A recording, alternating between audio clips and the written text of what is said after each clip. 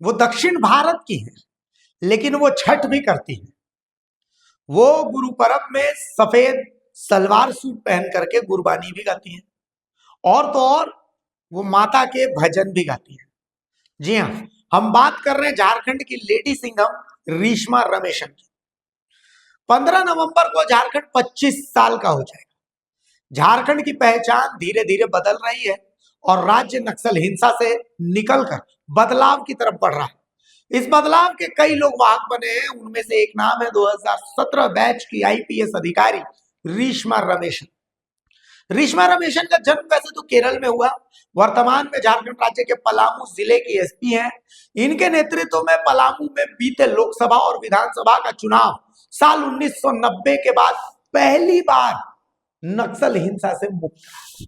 2024 से पहले पलामू में चुनाव के दौरान नक्सल हिंसा का एक लंबा इतिहास है, लेकिन पलामू जिले की पहली महिला एसपी रीश्मा रमेशन के कुशल नेतृत्व और उत्कृष्ट पुलिसिंग प्रबंधन का ही नतीजा था कि लोकसभा और विधानसभा चुनाव के दौरान किसी भी तरह की कोई भी हिंसा नहीं हुई। पलामू में शांतिपूर्ण चुनाव करवाने के लिए राज्यपाल और चुनाव आयोग ने पलामू एसपी रीश्मा रमेशन को सम्मानित किया है। आप समझिए कि पलामू एसपी रीश्मा रमेशन 2023 में पलामू एसपी के पद पर तैनात हुई थी।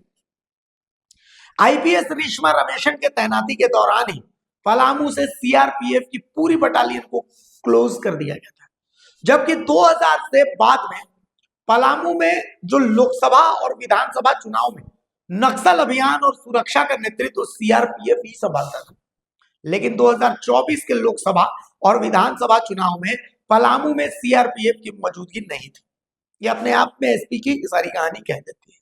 रीश्मा रमेशन ने लोकसभा और विधानसभा चुनाव में खास योजना तैयार की, जिस कारण नक्सली चुनाव में किसी भी तरह की हिंसा नहीं कर पाए और ना ही अपने मंसूबे में कामयाब हो पाए।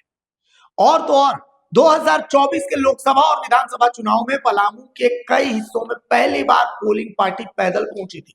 नक्सलियों के खौफ के कारण कई इलाकों में पोलिंग पार्टी हेलीकॉप्टर से जाती थी, लेकिन पलामू के चेक और माउडंड के इलाके में ये पहली बार पोलिंग पार्टी रोड से गई। दोनों इलाकों में पोलिंग हेलीकॉप्टर से जाते थे। पलामू में 30 ऐसे रोड है जिन पर नक्सल हमले का खतरा रहता है, पर एसपी ने चुनाव के दौरान इन रोड के लिए खास योजना तैयार की थी। चुनाव के दौरान इन सड़कों पर बेखौफ होकर सुरक्षा बल और पोलिंग पार्टी गुजरी थी। 2019 में लोकसभा चुनाव के दौरान पलामू के हरिहरगंज में माओवादियों ने भारतीय जनता पार्टी के कार्यालय को उड़ा दिया था। वहीं विधानसभा चुनाव के दौरान पलामू के पिपरा थाना क्षेत्र में भरे बाजार में माओवादियों ने प्रखंड प्रमुख के पति मोहन गुप्ता को गोलियों से भून दिया था। 2004 में पलामू और लातेहार में नक्सलियों ने सबसे पहले चुनाव के दौरान लैंडमाइंस विस्फोट कर यहां से शुरुआत की थी। इसके बाद कई इलाकों में पोलिंग पार्टी हेलीकॉप्टर से भेजी गई थी। 2024-25 में पहली बार पलामू में यह हेली ड्रॉपिंग नहीं हुई। 2009 से 14 के बीच विधानसभा और लोकसभा चुनाव के दौरान पुलिस और नक्सलियों के बीच 15 से अधिक बार मुठभेड़ हुई। इस दौरान नक्सलियों ने 20 से अधिक सरकारी भवनों को उड़ा दिया, जबकि 4 से अधिक जवान शहीद भी हुए। यह सभी घटना उस दौरान हुई जब पलामू में सीआरपीएफ की एक बटालियन मौजूद रहती थी। पलामू में चुनाव करवाना अपने आप में बहुत बड़ी चुनौती है। पलामू के इलाके में किसी भी प्रकार का चुनाव करवाना एक बड़ी चुनौती है। पलामू के इलाके में नक्सल के अपराध के खिलाफ कार्रवाई करना भी एक बड़ी चुनौती रही।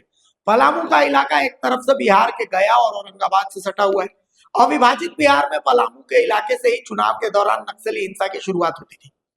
नक्सली इंटरस्टेट बॉर्डर का फायदा उठाना चाहते थे, लेकिन पलामू एसपी की कार्रवाई ने उनकी योजना को सफल नहीं होने दिया। 2004 के बाद से पलामू में चुनाव के दौरान कई बड़ी हिंसा हुई, जिनमें 1 दर्जन से अधिक जवान शहीद हुए।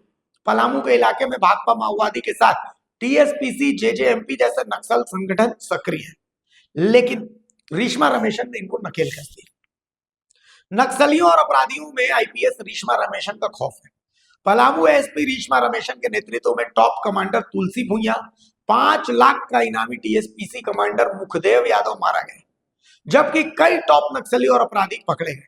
कुख्यात डॉन गौतम कुमार सिंह उर्फ डब्लू सिंह ने भी सरेंडर की, जबकि 2024 में अपराधियों के पास से 46 हथियार बरामद हुए। 2023 में 37 हथियार बरामद हुए 2025 में, 892 अपराधी गिरफ्तार हुए, जबकि 44 हथियार अब तक बरामद हुए हैं। पलामू एसपी का पदभार ग्रहण करने के कुछ दिन बाद ही एसपी रेशमा रमेशन को सूचना मिली कि कुख्यात डॉन सुजीत सिन्हा का हथियारों का जखीरा पलामू में आने वाला है।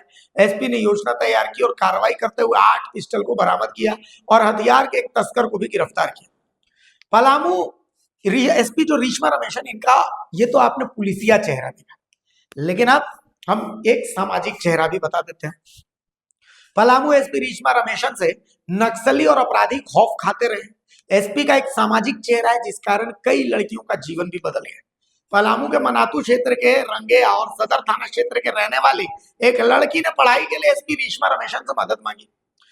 रंगेया की लड़की को एसपी ने चक हाई स्कूल में एडमिशन भी करवाया और पढ़ाई की सामग्री भी दी। दोनों के परिजनों की काउंसलिंग भी की। लड़की 12वीं में अच्छे अंक लेकर के आई है। सदर थाना क्षेत्र के रहने वाली लड़की का परिवार बेहद ही गरीब था और वो पीजी की पढ़ाई करना चाहती थी। एसपी ने लड़की का कॉलेज में नामांकन करवाया और प्रतियोगिता परीक्षा की तैयारी भी करवा रही है।